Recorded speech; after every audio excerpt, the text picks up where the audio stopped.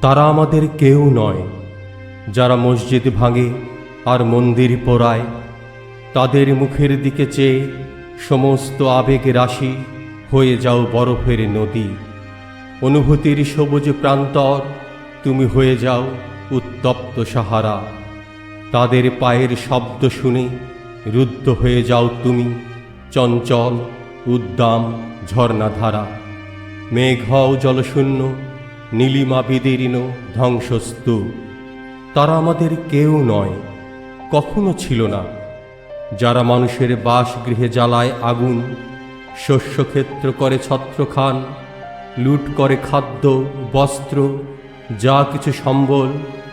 তাদের কণ্ঠস্বর শুনে ঘৃণায় কুঞ্চিত হও সুন্দর গোলাপ, শুষ্ক হও সব স্রোতস্বিনী। ফলবান বৃক্ষ হও ছায়াহীন, নিষ্ফলা নিষ্পত্র। তারা আমাদের কেউ নয়, কোনো কালেও ছিল না, যারা এইভাবে শত শত ঘরে অনায়াসে আগুন জ্বালিয়ে দিতে পারে, কিংবা করতে পারে এইভাবে মানুষকে ভিটেমাটি ছাড়া।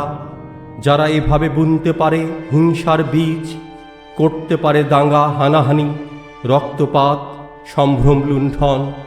তারা আমাদের কেউ নয়, কখনো ছিল না। মানুষের নামের তালিকা থেকে মুছে ফেলো তাদের এ কলঙ্কিত নাম।